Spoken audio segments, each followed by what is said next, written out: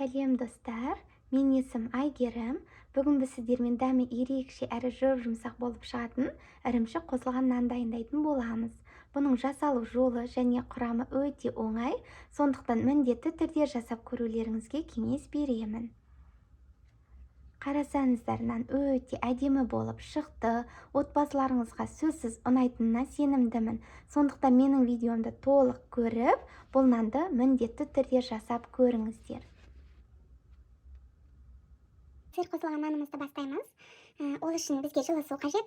Осы жылы суға ашытқымызды саламыз, қантымызды саламыз және тұзымызды салып, жақсылап араластырамыз.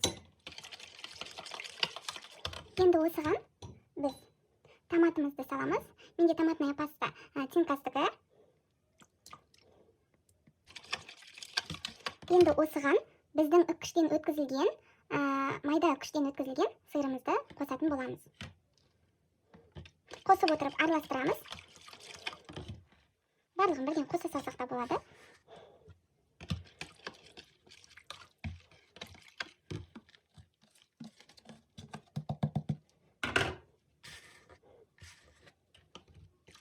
Жақсылап араластырамыз.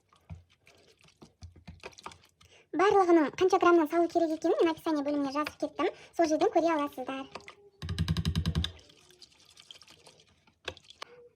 Ұным ситадан өткізілген. Енді осыған біз сырный массамызды қосып отырып елейтін боламыз.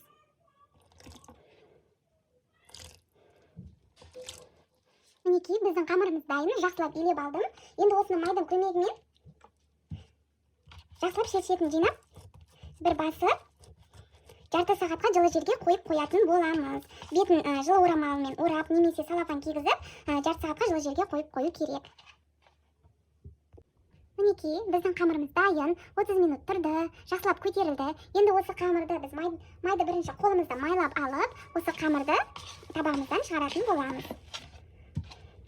Мінекей, енді осы қамырды 4 бөлікке, 5 бөлікке өз қалауларыңыз бойынша бөліп, нандарымызды жасай береміз.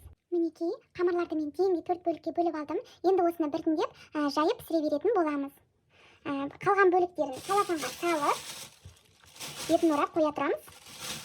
Қамырымыз кеуіп кетпес үшін. Бір шетке алып қоямыз. Ал енді бір бөлігін астын майлап жіберіп, енді осыны жақсылап жаятын боламыз. Мінекей, мен қамырымды жақсылап жайып алдым. Қатты жұқағып жібермеңіз. Қатты қалың да болмауы керек. Орташа қылдырып жайып аласыздар. Енді қолымызды майлап, осыны рулет тәрізді етіп орайтын боламыз.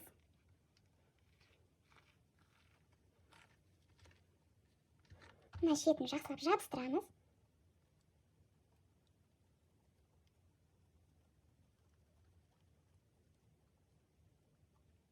Жақсылап жабыстыруды ұмытпаңыздар, себебі нан піскен кезде бір-бірінен ажырап кетуі мүмкін. Енді осыны колбаса сияқты дөңгелететін боламыз. Осылай қалған 3 бөлікті де осылай дөңгелетіп, формамызға салып пісіре беретін боламыз. Мінекей, қамырларымыздан батон жасап алдық. Мен 4 бөлікке бөлген болатынмын. Мен 3-еуін ғана жасадым.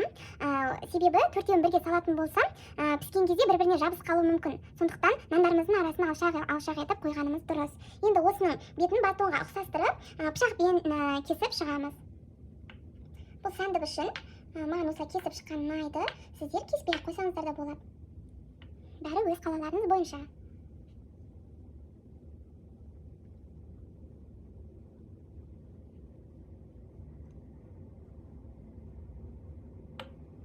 Мінекей, барлығын кесіп шықтым. Енді осының бетіне кукурузный крахмал немесе ұн сеуіп шықсаңыздар болады. Менде қазір ұн, сондықтан ұнды сеуіп шығатын боламын. Бұл да әдемілік үшін. Піскен кезде нандарыңыз әдемі болып көрінеді. Осылай сеуіп қойсаңыздар.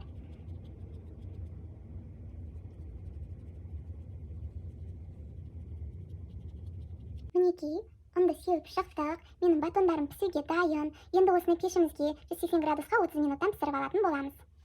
Міне достар, біздің ірімшік қосылған батондарымыз дайын болды. Мен сіздерге дайындап, кесіп қойдым көрсету үшін. Міне қарасаңыздар, өте әдемі болып шықты.